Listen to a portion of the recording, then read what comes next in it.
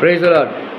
இந்த அருமையான ஓய்வு நாளில் 2025 16ஆம் தேதி ஞாயிற்றுக்கிழமை தேவன் உங்களை காண கொடுத்த ஸ்லாக்கியத்தை கர்த்தரை சோத்திருக்கிறேன். ஆண்டவர் எனக்கு இன்றைக்கு நம்ம கொடுத்த வேத பகுதி உபாகமம் 7:14 அப்புறம் 15. சகல ஜனங்களை பார்க்கலும் நீ ஆசீர்வதிக்கப்பட்டிருப்பாய்.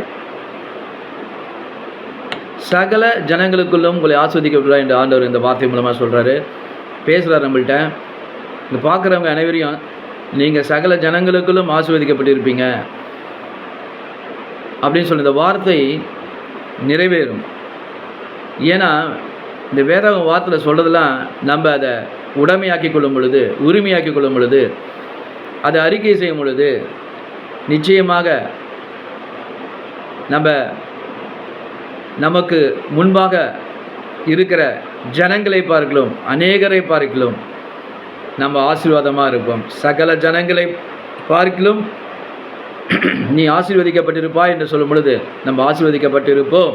இன்று அந்த வார்த்தை உங்களுக்கு நேராக வருகிறது.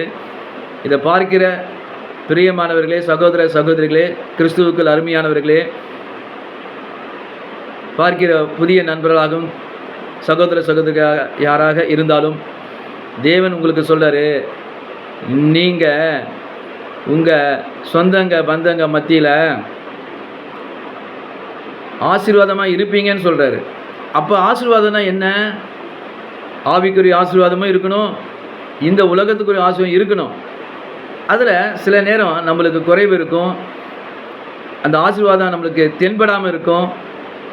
சில ஆசீர்வாதங்களை கொடுத்துருப்பாரு, சில ஆசீர்வாதங்களுக்கு நம்ம காத்துட்ருக்க வேண்டியதாக இருக்கும், எதிர்பார்த்து கொண்டுதான் இருக்கும். சில சமயத்தில் அது நம்மளுக்கு ஒரு வேதனையை தரும், முள்ளு மாதிரி குத்தும். ஆனால் இன்றைக்கி ஆண்டவர் சொல்கிறார், இதை பார்க்குற பிரியமானவர்களே, brothers and sisters in Christ, whatever is your problem, do not worry, do not give room to your anxiety, give it to God. கர்த்தர் உங்களை கவனமாக பார்த்து கொள்வார். கவனம் உங்களுக்கு தேவை. அந்த கவனம் ஆண்டவர் உங்கள் மேலே அதிகமாக வைத்திருக்கிறார். உங்களை சகல ஜனங்களை பார்க்கலாம் ஆசீர்வாதமாக மாற்ற அவர் சித்தம் கொண்டிருக்கிறார். இன்றைக்கி பார்க்குற உங்கள் அனைவரையும் யூடியூப்பில், ஃபேஸ்புக்கில் வாட்ச் பண்ணுறாங்க யாராக இருந்தாலும், கர்த்தர் உங்களை சகல ஜனங்களுக்குள்ளும் ஆசீர்வாதமாக அவர் வைப்பார். வசனம் உங்களுக்கு நேராக வருகிறது. இது அப்படியே நீங்கள் கிளைம் பண்ணுங்கள், கன்ஃபஸ் பண்ணுங்கள், உரிமையாக்கி கொண்டு ஜெபிங்க. சொன்னீங்களப்பா இந்த வசனத்தை, இந்த பிரதர் இன்றைக்கி சொல்லியிருக்காரு, நீங்கள் சொல்லுங்கப்பா, இந்த பிரதர் மூலமாக நீங்கள் பேசுங்க. இந்த பிரதர், நான் ஒரு சாதாரண மனுஷன், தேவனுடைய பிரயோஜனமான ஊழியக்காரன், ஆனால் இந்த வார்த்தை அடிமையிட்ட என் மூலமாக உங்களுக்கு சொல்ல அவர் கிருபை செஞ்சுருக்காரு. கட்டாயம் என்னையும் சரி உங்களையும் சரி பார்க்குற சகோதர சரி அனைவரையும் கர்த்தர் தனது கரங்களை ஆசீர்வதித்து மேன்மைப்படுத்துவார்.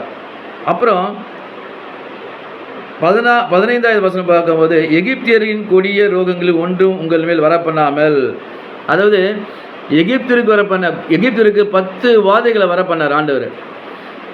பார்வோன்ட்டு நம்ம இஸ்ரேல் மக்களை விடுவித்து வருவதற்காக பார்வோனுக்கு 10 பார்வோன் நிமித்தமாக அவர் எகிப்தில் 10 வாதைகளை கொண்டு வந்தார், அவங்கள வாதித்தார். ஆனால் தேவ பிள்ளைங்களுக்கு அது கிடையாது.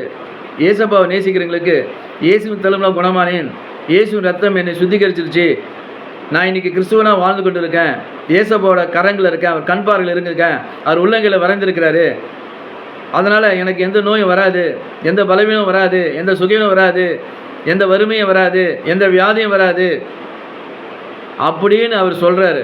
அதை நீங்கள் கன்ஃபஸ் பண்ணுங்கள். கட்டாயம் அது எந்த நோயும் உங்களுக்கு வராது. ஏன்னா என்ன பிரதர், எனக்கு சில பலவீனம் வந்திருக்கு, சில நோய்கள் வந்திருக்கு அப்படின்னு சொல்லலாம். அதை நீங்கள் கன்ஃபஸ் பண்ணுங்கள். ஆண்டவரே, ஏன் இது வந்திருக்குப்பா, அதை நீங்கள் குணமாக்குங்க. என்னிடம் ஏதாச்சும் குற்றம் இருக்கா, ஏதோ பாவம் ஒன்றும் இருக்கா, அதை நீங்கள் சொல்லுங்கள், நான் மாற்றிக்கிறேன். பாவமே இல்லை நான் சொல்ல மாட்டேன்பா, என்கிட்ட இருக்கும், ஆனால் நான் மனுஷன் தானே, என்னை நீங்கள் மன்னிங்க, உங்கள் ரத்தத்தால் நான் கழுவுங்க, இதை விட்டுடுன்னு சொல்லுங்கள், அது பண்ணாதுன்னு சொல்லுங்கள், விட்டுடுறேன்ப்பா, உங்கள் நாம மகிழ்ப்படுவதாக அப்படின்னு சொல்லி அவரை கன்ஃபஸ் பண்ணுங்கள். இந்த வசனமும் உங்களை தொடும்.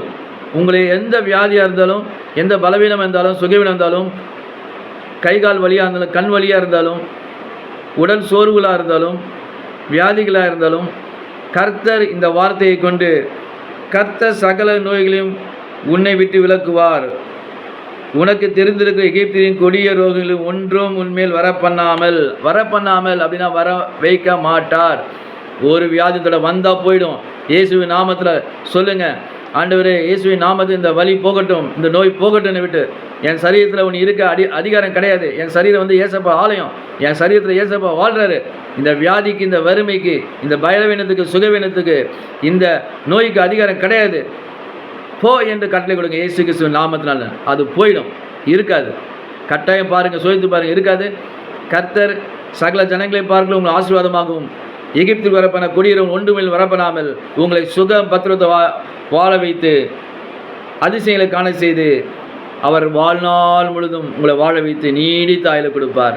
நிறைவானது வரும்போது குறைவானது ஒழிந்து போகும். குறைவானது உங்களை எந்த பகுதி, எந்த காரியம் வந்தாலும் அந்த குறைவு இன்றைக்கு ஒழிந்து போயிட்டு விசுவாசிங்க. கர்த்தர் பெரிய காரியம் செஞ்சுட்டார், உங்களை சுகப்படுத்திட்டாரு, உங்களை மேன்மைப்படுத்திட்டாரு, சகல ஜனங்களை பார்க்கலாம் ஆசீர்வாதமாக உங்களை மாற்றிட்டாரு. ஆமென், ஆமென், ஹல்லேலூயா.